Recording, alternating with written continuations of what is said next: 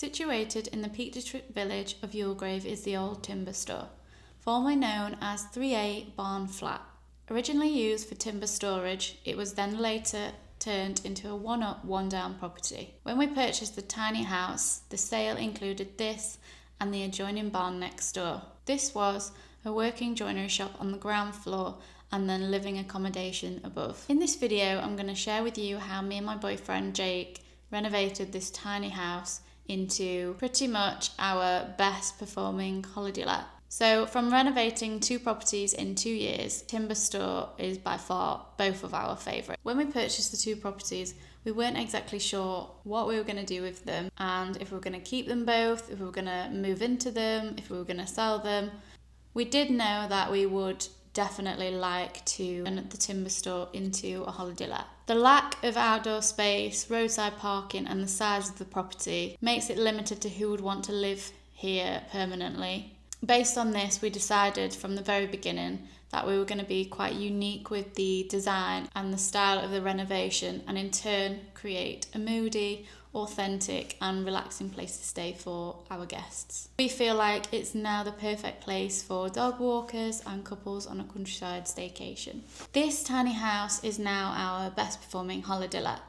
I'll go into more details on how much we paid, how much the property is worth. Firstly, I'm going to show you the renovation and how much it has changed from when we first bought it. Starting with the kitchen living space, which is where I am right now. And we did a full strip out of the place, including the old modern plaster, finishes and cement render to the damp walls.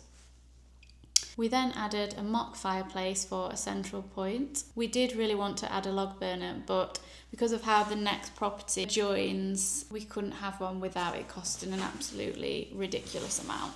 So we decided that we weren't going to do that. Moving on to the renovation. So we sandblasted all the original beams, exposed the stone walls upstairs and downstairs, which is where the kitchen area is, and the bed upstairs.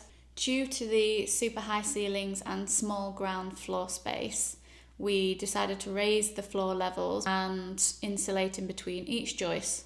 And whilst we were there, it helped dry out the bottom of the damp walls. We added new solid oak floor coverings to the upstairs and downstairs, and to keep it authentic, we used old historic clasp nails, which Jake managed to source on eBay. The whole place had new electrics and plumbing. We used hotline plaster downstairs and then modern plaster and painted upstairs.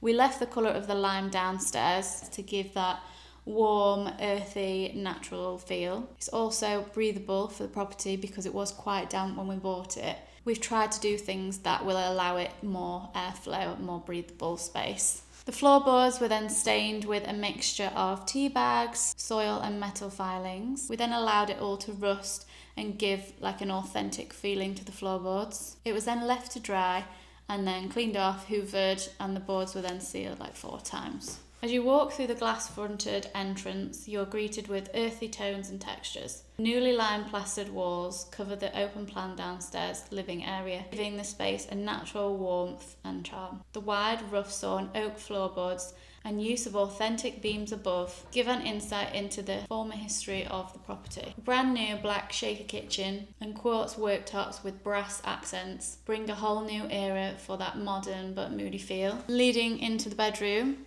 we added new stud walls and staircase location change with structural timber installed. Jake found matching stone and rebuilt the walls upstairs as there was a doorway leading into the barn. It wasn't used, but there was a doorway there, so he blocked it up using reclaimed stone that was similar. And also downstairs there was a few parts missing. Rebuilt them and repointed it all. The south-facing bedroom is flooded with light and has tall ceilings, stunning exposed beams and trusses. The 2 windows overlook neighbouring properties and gardens, which I just love because it gives that real country cottage feel. Jake then made a solid oak bed, which I found a picture of on Pinterest, and I was like, please, can you make me this bed? Or do you think you'd be able to make this bed? So he reclaimed the slice of wood for the headboard and then made it. So since then he's made multiple beds and I'm still waiting for one in our house. So fingers crossed when he's got nothing to do, he can make that. So in the bathroom features a walk-in raindrop shower and mandarin stone tiles. Nothing to do with the renovation, but we all leave our guests some mood-boosting neon hand wash and the Lenti body wash, which is made of essential oils, and it smells gorgeous and gives that luxury feel, because I want people to feel really relaxed and recharged when they've been here. So that's more to do with the holiday let side than the renovation side, but maybe I'll do a video on running it as a holiday let. Let me know if you would be interested in something like that. We're moving on to the exterior.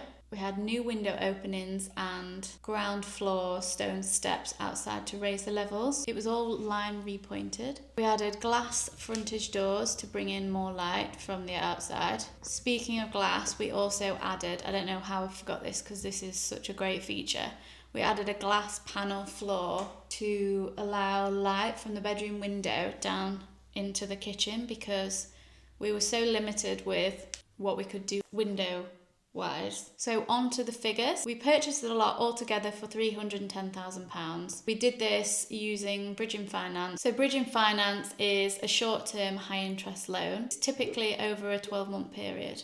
Can you hear Betsy in the background? She's dreaming of nice things. Thankfully, we managed to renovate the timber store within that 12-month period, pay off the bridging finance for both properties with a new fixed buy-to-let mortgage on the timber store, which was based on its newly renovated value. Valuation for the timber store alone was £250,000. If you'd like me to delve deeper into more of the finances and how we achieved to do 2 projects in 2 years on an absolute shoestring, then let me know in the comments below.